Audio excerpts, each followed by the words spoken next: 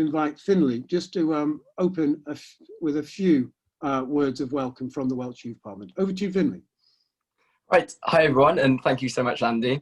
I'd just like to start by saying I'm incredibly grateful that the organisers of the seminar today have asked me, a young person living in Wales, to open up this event, as I believe nothing more truly shows how genuinely passionate you all are to listen to the voices of young people and really hear what we have to say.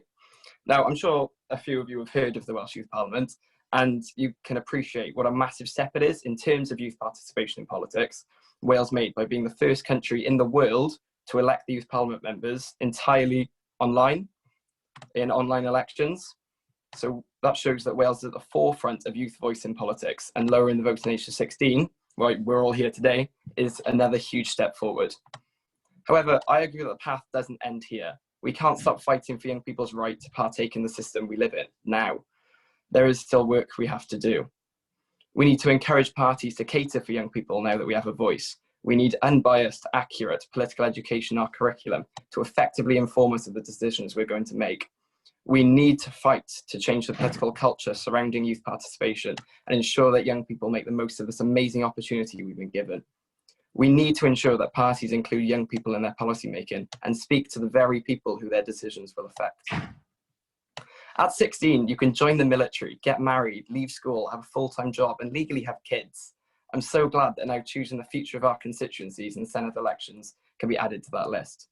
We now have a chance to mould our own futures and lives. This fundamental change to the political system means that finally, our lives are no longer decided for us by people who don't know us and know our generation. The decision to lower the voting age to 16 in Wales has been evidence-led since the start, like Andy was saying, following academic research that lowering the voting age creates lasting positive impacts for future participation in the political system. It's this evidence-led approach which has made the process of campaigning and lobbying for the government to lower the voting age so successful. But like I said, our job is far from over. This has been an amazing step, and now it's the perfect opportunity to capitalise off this success to promote coherent, non-biased and pragmatic political education in schools. Personally, I believe we can use the hype surrounding Votes-at-16, especially in the run-up to the Senedd elections in May, massively to our advantage by using the decision as a catalyst for political education in the curriculum. It has never been more obvious that a well-rounded and complete view of Wales's political makeup is paramount to young people. Echoing what Andy just said, copying Run Davis's quote that devolution is a process, not an event, Votes-at-16 has been an amazing step forward in the devolution journey, but is certainly not the end goal. We have got a long road ahead of us, but I'm happy my generation is in more than capable hands. Thank you so much for listening. Thanks, Finlay. I think it's been one of the great pleasures of my professional career is to watch how devolution has changed the way in which young people represent young people. And I think that the example of the Welsh Youth Parliament has been a sterling example about how listening to young people has ensured that youth voice gets right to the heart of power in Wales. And Finlay, that was wonderful. Thank you very much for that rather sterling and moving introduction. Right, to the first of our academic presenters, and it's with great pleasure I'll introduce Dr Jan Eichhorn and Dr Christine Huebner, who are going to be discussing some of the details around new evidence in Scotland. So over to Jan and Christine. Thank you very much, Andy, and thanks everyone for joining us this afternoon, this lunch hour. Jan and I have been doing research on the introduction of Votes-at-16 in Scotland, and we have done research on this for almost a decade now. So I'm happy to talk a little bit about what we know from Scotland before Andy and Tom talk a little bit more about what we know from the rest of the UK. So as many of you will know, Scotland has had Votes-at-16 since 2015. And if you count the one-off introduction of Votes-at-16 for the independence referendum in 2014 already for almost 7 years now. And Jan and I have done research on how the introduction of Votes-at-16 went down in Scotland, more or less since it became known that it would likely be part of the Edinburgh Agreement regulating the independence referendum and the vote around the independence referendum since 2012. So we're drawing on survey research with 14 and 17-year-olds sort of leading up to the referendum in 2014, which we conducted in 2013 and 14 earlier. We're looking at all kinds of political activities that young people have been taking in the campaign for the independence referendum, but also generally the kinds of conversations they had about politics, their political interest, and their engagement with other political issues other than the referendum. And then we also draw on research from a survey with young people right after the referendum, earlier in 2015, so sort of between the independence referendum and the general election. And we surveyed young people in Scotland and compared them to their peers elsewhere in the UK. So 16 and 17-year-olds who had the right to vote in Scotland compared to 16 and 17-year-olds in Wales at the time, young people who didn't have the right to vote, and in England and Northern Ireland. So we know a little bit more about how this initial right to vote in the independence referendum might have impacted young people in Scotland particularly. And then following on from that, we have done longitudinal research with smaller groups of young people, following them over their transition into more adult forms of citizenship from 2016 onwards, and that research is still ongoing, where we really learn at what kind of impact the right to vote has on young people when they transition through this really crucial life stage from sort of 15 years onwards to going off to university or entering the labour market. And if I have to summarise, if there's one thing we learned from all of this research from Scotland and the Scottish perspective, then that is that Votes-at-16 is really not a golden solution for youth political representation and engagement in and of itself. It's more the case that Votes-at-16 really intersects with a lot of other things that are going on in young people's lives at this time. And what we really need to look at, therefore, is to figure out sort of what factors really go along and hand in hand with the introduction of Votes-at-16, but also what makes Votes-at-16 at the end of the day successful, and what we can consider success in terms of young people's political representation. And in Scotland, actually, that's not all that easy to figure out, because the introduction of Votes-at-16 is so intermixed with other factors, other things going on, in particular the independence referendum and the independence movement, that it's really not quite so simple to say why Votes-at-16 can now be considered a success in Scotland, and really what were the factors that contributed to it making it a success in Scotland. So through the research that we've done, we started sort of to identify a couple of aspects that Votes-at-16 really crucially links with, that we need to look at further from the Scottish data. And I think the introduction of Votes-at-16 in Wales is a key point for us to look at exactly these kind of questions that the Scottish case has raised. So one is that Votes-at-16 really has a huge impact on political efficacy among young people. So the importance of elections plays a role, and what kinds of elections young people are involved in. And we saw a huge difference in Scotland between young people involved in the independence referendum and young people later on enfranchised for local elections or Scottish elections. And I think in particular for the upcoming elections in Wales, that's a huge concern as well, to what extent sort of the level of importance attached to elections makes a difference. But more importantly for young people, this is a question of political agency, or at least it was framed in that kind of context in Scotland, where having a say and being taken seriously in your voice in a really important political question, such as the referendum on independence in Scotland, really delivers this kind of message that young people have a key role to play. So some of our research participants really say that they felt empowered by not only being taken seriously, but also by having a voice in a really important decision like that. And that is something that we can maybe class as a concept of political agency. But also, and really crucially, Votes-at-16 alone doesn't stand alone. It needs to go hand in hand with measures of civic education, in particular, of course, what happens in school, but not only what happens in school. So one of the key things in Scotland that really played a role is that young people had a lot of conversations and a lot of opportunities for political conversations throughout their daily lives. And the school is a really important factor, and many young people attach importance to what happens in school and what kind of debates happen in school, but they also attach a lot of importance to other kinds of locations and opportunities for conversations. That's with parents, but it is also crucially everything that goes on in organized civic life, be that youth organizations, sports organizations, all these kinds of things. So we need to think about sort of how Votes-at-16 intersects with other kind of aspects of young people's transitions into adult citizenship, or into the labor market, for example, but also into college and university, when we want to consider really what makes it successful. Because at the end of the day,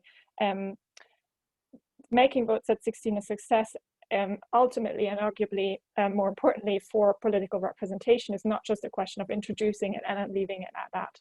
And I think Jan can add to that based on some of our research where we compared young people in Scotland, particular to what happens with non-enfranchised peers in England. Thank you. As we see in quite a lot of other countries as well, and we've engaged with comparative research in other places and countries where this done, Votes-at-16 can come along with really positive consequences, not just, as Christina said, in terms of voting, but also other things like civic engagement, changes in efficacy, civic attitudes. But that happens only when Votes-at-16 is connected to those other dimensions Christina talked about.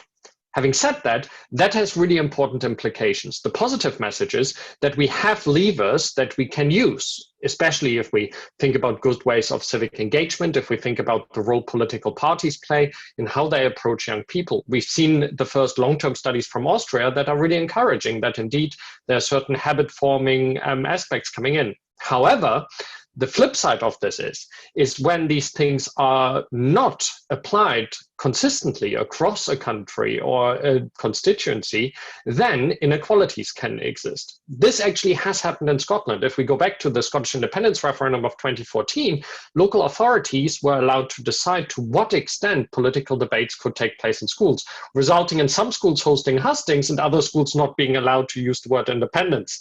Now that sort of disparity is a real problem because our research has shown, as research in other places, that, for example, deliberative civic education has no negative consequences, but potentially really positive consequences. That means if these levers are used in some places, but not others, some young people will be more enabled than others to participate. So Votes-at-16 can be a success if it is connected to those intersections. It can be a vehicle to really enable some of those mechanisms to come out more strongly. But if it isn't done consistently across all constituencies, there's a problem. The Scottish Parliament in 2015, when lowering the voting age to 16, in its report before that, the committee that worked on this strongly urged the Scottish government, for example, to apply a more consistent approach to it, which then wasn't followed up properly. Great materials have been developed, for example, by the Electoral Commission, by different NGOs, youth organizations, and that's fantastic, but we also need the policy frameworks that make sure that all young people get access to them, and this is integrated and mainstreamed in ways that it isn't always being done. So that is a really important message. One thing we've also seen, the last point, is that actually Votes-at-16 can result in a reduction of inequalities. We've seen that in Scotland amongst young people in terms of political engagement. But once again, that only is going to have a lasting impact if those other levers are in. So what was said by Finlay and Andy at the beginning, that Votes-at-16 can be a great starting point, is definitely true, but it shouldn't be the end of the process. It needs a follow through. And even Scotland, which started really well, has a lot of catching up to do and potentially to learn from other initiatives there.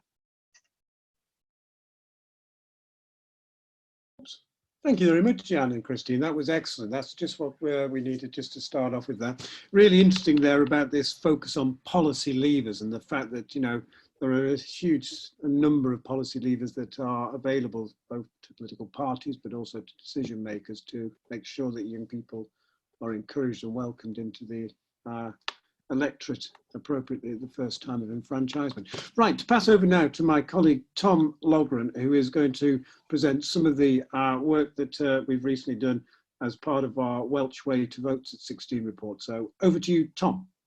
Yes, thank you very much, Andy.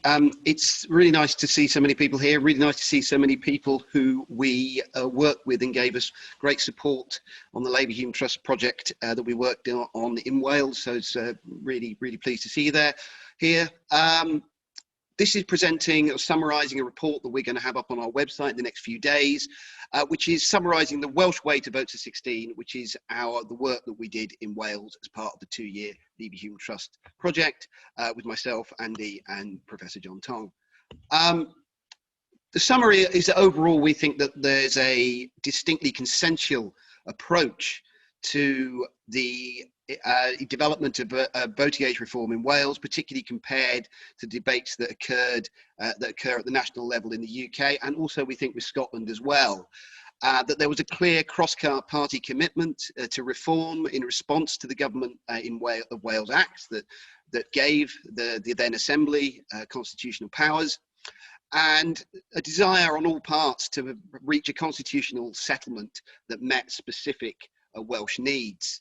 And therefore, an evidence-based approach to reform was baked in from the start. We think about the Senedd Commission of Professor Laura McAllister, ensuring that there was an evidence-based approach to reform. And that also made sure that there was extensive involvement and consultation with key civil society organisations. Young people's organisations were involved in the process of shaping the reform and shaping the needs of that reform from the start.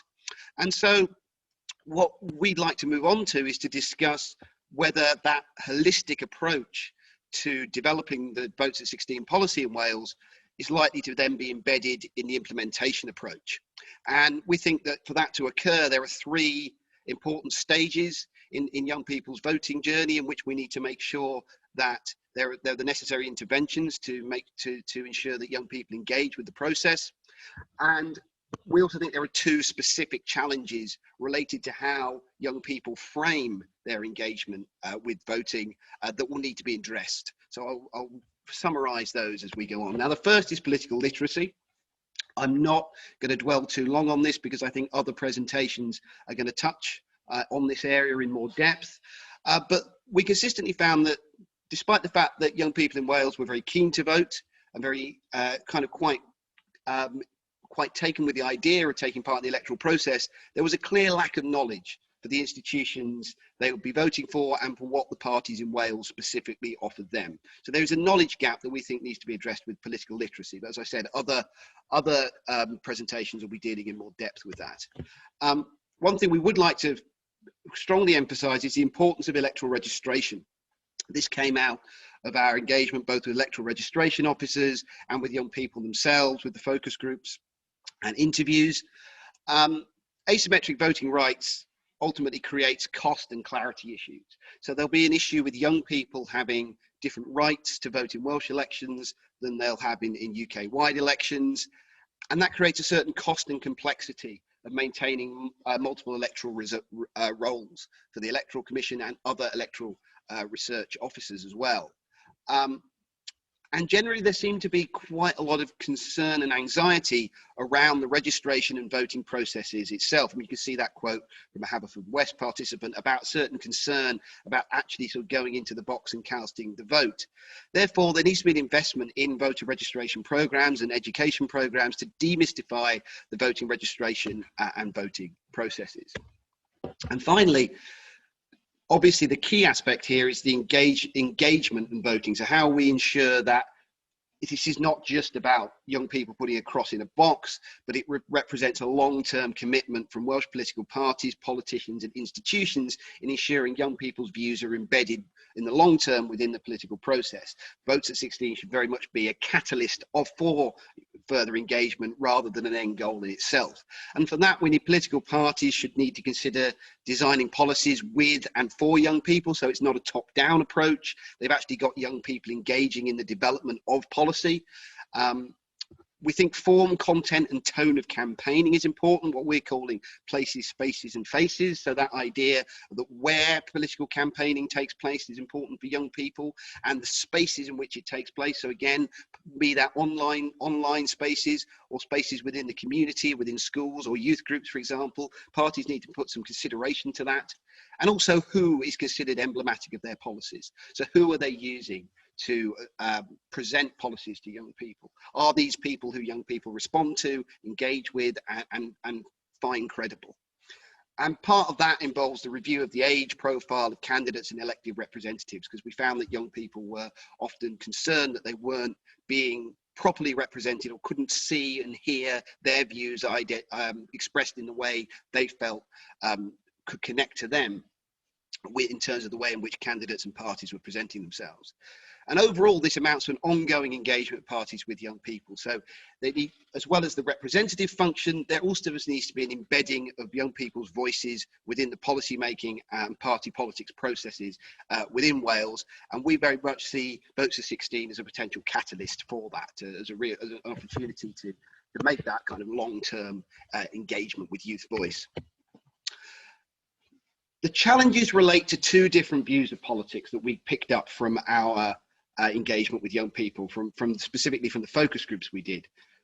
Very engaged young people, politically interested young people, politically knowledgeable young people tend to see politics as about empowerment. It's about giving them the opportunity of self-expression. It's about giving them the opportunity to contribute, have their voice heard within the political system. And these young people tend to have quite high expectations on what Votes-at-16 can deliver, arguably, possibly unrealistically high expectations. And so there's a danger with there's a group there that if they do not see their perspectives and the system being responsive to them, that actually voting could end up, granting them the vote could actually have a negative impact on their view of politics, because having got excited to vote, they need to see that the system is then responsive. Then there's a second issue, which we see as a second frame, which is the idea of voting as a burden.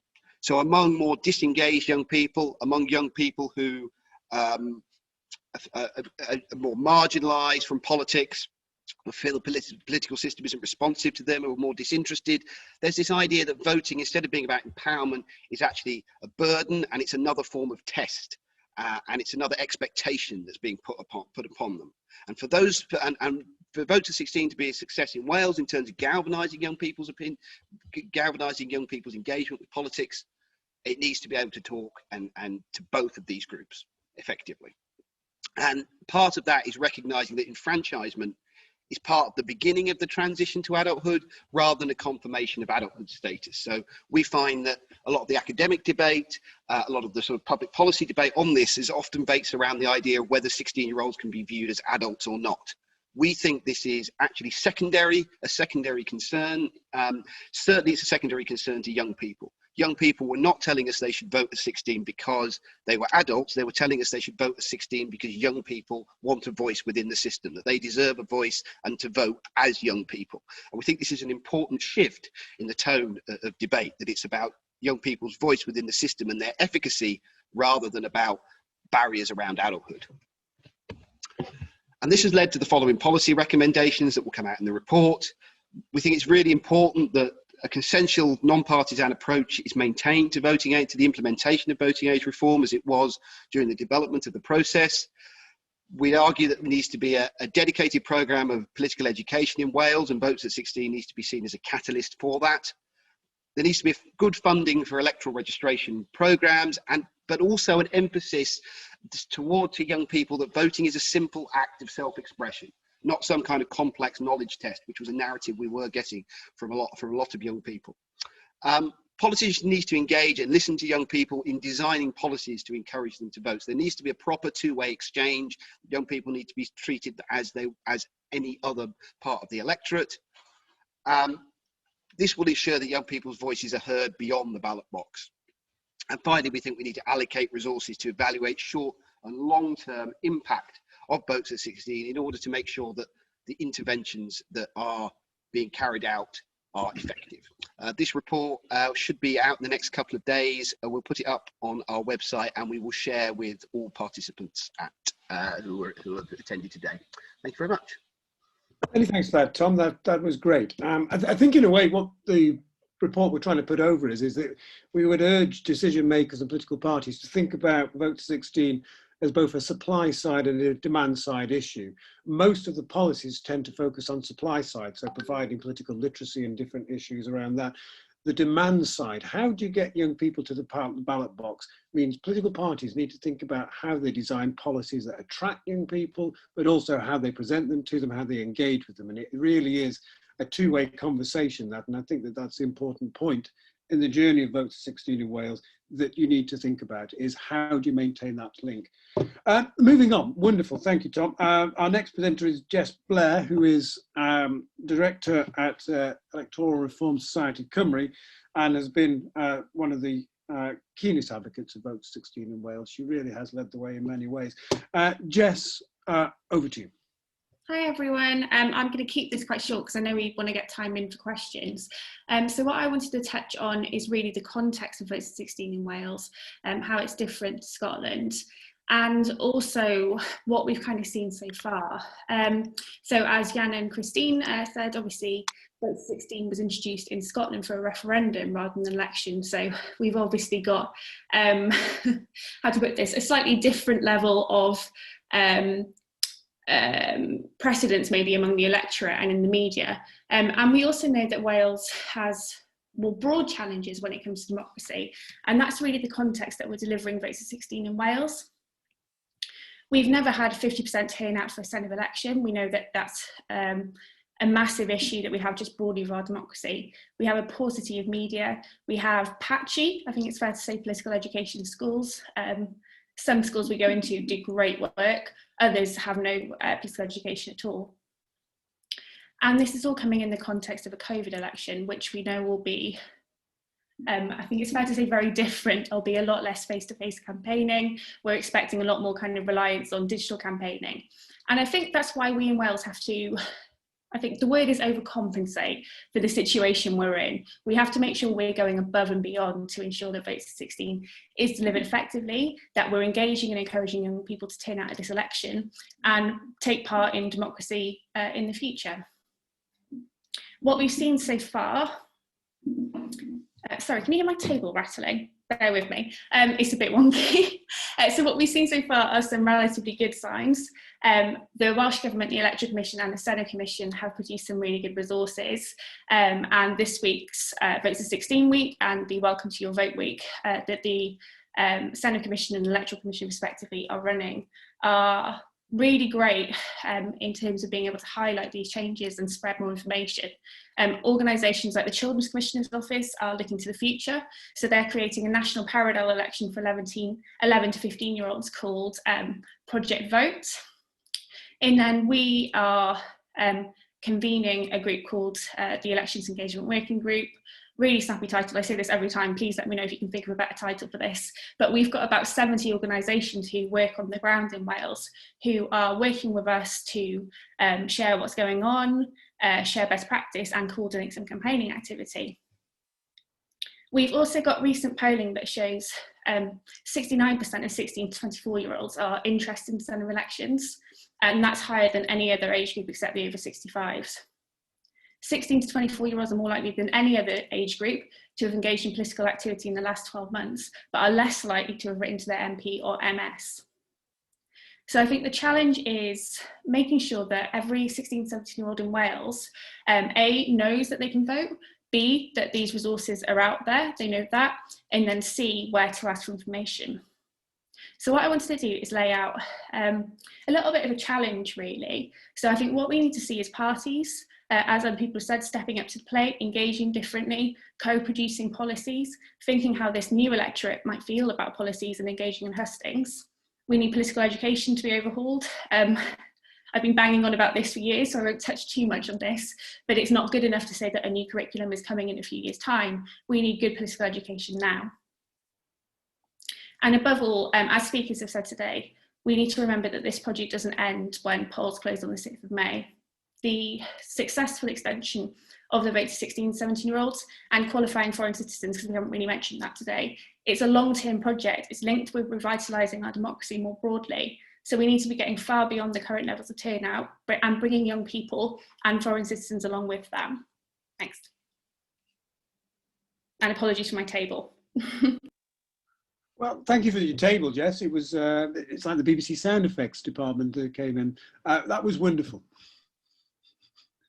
Thank you very much. And again, I think it's that important sort of sense here that there is a connectedness to the issues around Votes-at-16, that the simple act of lowering the age of enfranchisement has, you know, a number of different policy permutations which need to be thought about, and on a longitudinal strategic basis rather than just simply thinking about it around a particular election. It's great for us to also be able to introduce for our next speaker, Ella Downing, who's from the Electoral Commission based in Wales, down in Cardiff, and Ella is going to discuss a few of the initiatives that the Electoral Commission is currently drawing up. So over to you, Ella. Thanks, Andy. And good afternoon, everyone. Yeah, as has been mentioned, I'm going to kind of go through quite quickly just some key areas that we've been working on at the Commission around Votes at 16 in Wales, and also some of this work is happening in Scotland as well. So if we could move to the next slide, please. So the main thing, one of the main things we've been working on is our Welcome to Your Vote campaign. So this campaign is a digital registration campaign targeted at the newly enfranchised in Wales, so 16, 17-year-olds as well as qualifying foreign citizens. We ran this campaign during summer 2020 as a first initial wave, and essentially the aim of it is just to kind of welcome newly enfranchised to democracy in Wales and make sure they're aware that they are now eligible to vote, but also they need to register. They're not automatically now enrolled, they still need to go online and register. So the second wave of this campaign will run in the run up to the registration deadline, so it will launch on the 9th of March and run until the 19th of April. And it's a digital campaign, so it runs kind of online, social media, radio advertising as well. And that's kind of the main kind of hit points of it, I suppose.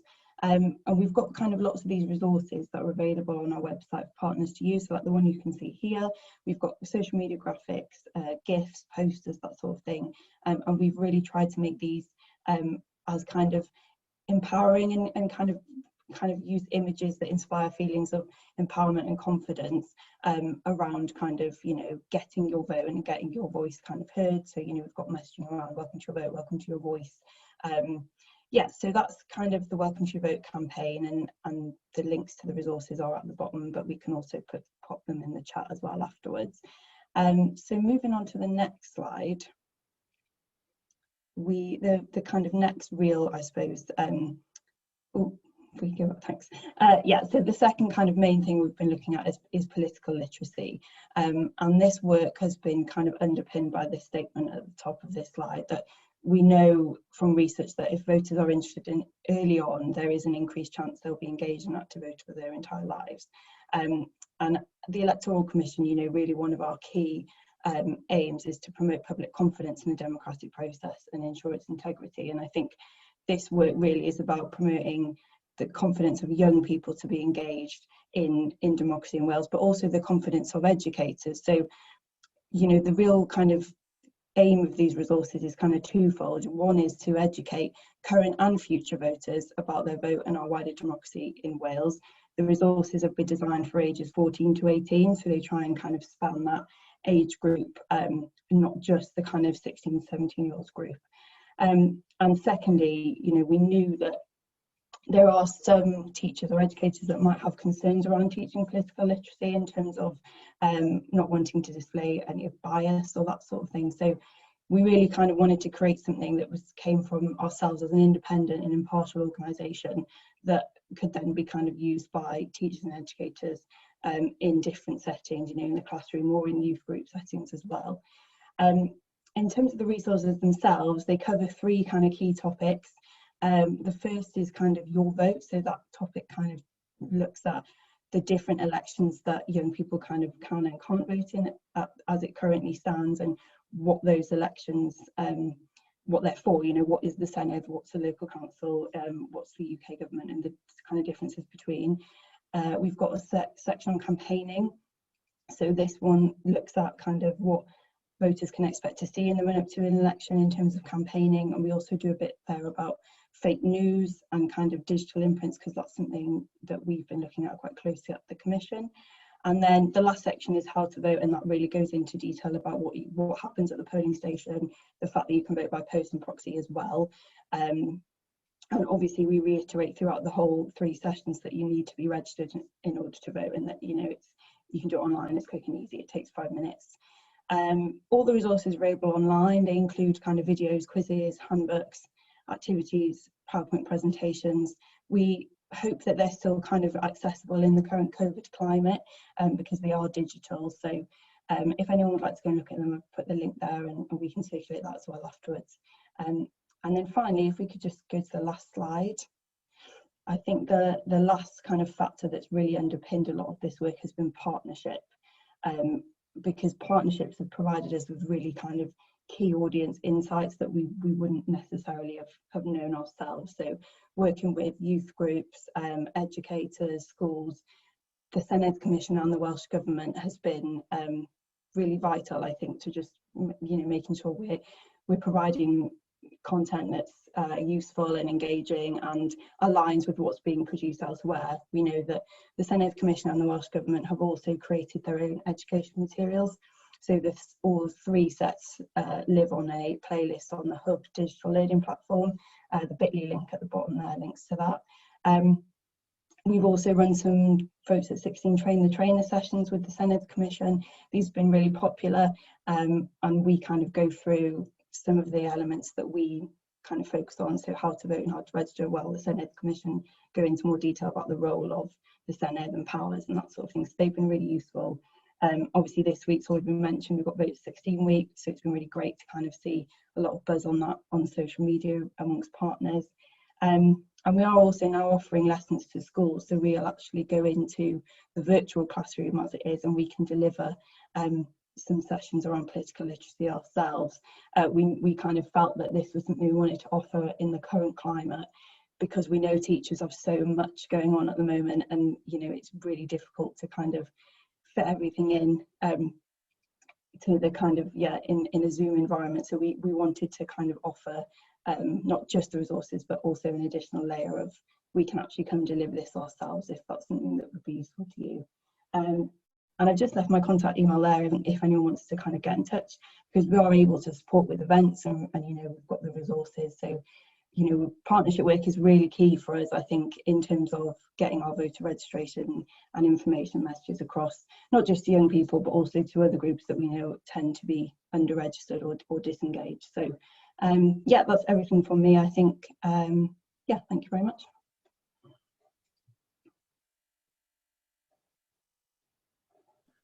Thank you for that, Ella. Sorry about that. I had a little bit of keyboard issues there. Wonderful. And I think the really interesting thing about this is that there is so much activity taking place in Wales at the moment, and it really is marvellous to see. And I think that there, Ella, you know, you've summarised that some of the work done by the Welsh Youth Parliament and the Electoral Commission and the Senedd themselves is bringing together. There's also work being undertaken by the Joseph Rowntree Reform Trust project, which is looking at the UK Democracy Fund, which has brought together a large number of groups, and they're coalescing their different resources, particularly the Politics Project, who's leading a project there, and I'm sure that they'll post their details in the chat file. I'd also like to draw attention to a very exciting development in Parliament in Westminster, which is a very rare phrase to use in these days.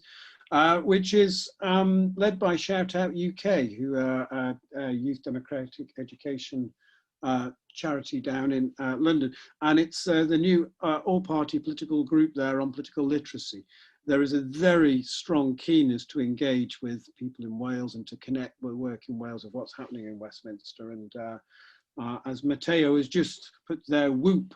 If you want to get in contact with Matteo, he is CEO at Shout Out. Last and not least is Jessica Kennedy, who's the head of the UK Democracy Fund at the Joseph Rowntree Reform Trust, who have been investing a significant amount of money in encouraging different initiatives to engage young people in the Senedd elections coming up in May.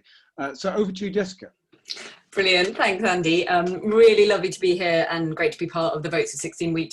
I apologise in advance if a very angry toddler bursts her way into the room, but yeah, we're all working from home, right? So my name's Jessica. I'm head of the UK Democracy Fund, and we are a non-partisan pooled fund that was set up by a group of funders and hosted by the Joseph Rowntree Reform Trust in 2019. And we really work to address political inequality and underrepresentation in our democracy for the health of the whole system. And one thing we're particularly interested in is strengthening the electoral power of those people whose voices carry less weight in the political system. So younger voters, voters from ethnic minority backgrounds, those in less secure accommodation, and the list goes on. And I think the kind of the current pandemic has really made all of us think about how different inequalities intersect and their long-term impacts. And we're really keen that people think about the kind of political inequality elements of this. Just kind of drawing back a little bit, I mean, we feel young people gaining the right to vote is vitally important for two reasons. in and of itself, it's important that young people are not alienated from a democratic system and a society in which they contribute so much already. Voting on its own is not the whole of democratic participation, but it is a vital part, and it is the only way that citizens have real accountability over their government. And it was really interesting to hear in the Welsh Way research sort of those conceptions of voting as empowerment and voting as voice that are coming through. And we also think, you know, young people gaining the vote is a chance to rebalance the policy focus of governments to ensure that young people's concerns are heard and heard on a kind of equal basis. And our second concern really is about the participation of underrepresented groups. So, you know, across the UK, a shocking proportion of the electorate are not even registered to vote. And there are many, many causes that sit behind this, and unpicking these are vital if we have a system that works for everybody. But young people are a significant grouping here. And as others have described in much more detail, Votes-at-16 can offer the opportunity to increase engagement and participation. And that's the area that we're kind of really excited about here. And our interest in Wales really stems from that and what's going on here. So as Andy says, we're currently funding 4 civil society electoral registration and participation campaigns. And these all focus on reaching out to young people to support them to engage for the very first time. They all use some element of peer-led engagement and democratic education, whether that's through schools, further education colleges, youth clubs and online spaces. And if people are interested in kind of the details of those, they're on our website, but I'm also very happy to kind of talk through in more detail as well. These are targeting young people in general, but also ethnic minority voters, those more disengaged from politics, young carers, Welsh-speaking young people, rural and urban young people, just to try and get a sense of what's going on. And alongside that, we're particularly proud and excited to be funding the Making Votes-at-16 in Wales work project, because we firmly believe that across all of this, what we need is evidence-based policy, and really a discussion that is based on not kind of perhaps old-fashioned conceptions about what people should and shouldn't be doing, but actually what these sorts of impacts can be. And we're particularly excited about this project, as already kind of evidenced this afternoon, because of the opportunities to learn, not just what the impacts of extending the franchise can be, but the importance of how you introduce voting age reforms and what goes alongside those reforms and wraps around them. And this does feel like a really unique moment for Wales and the whole of the UK.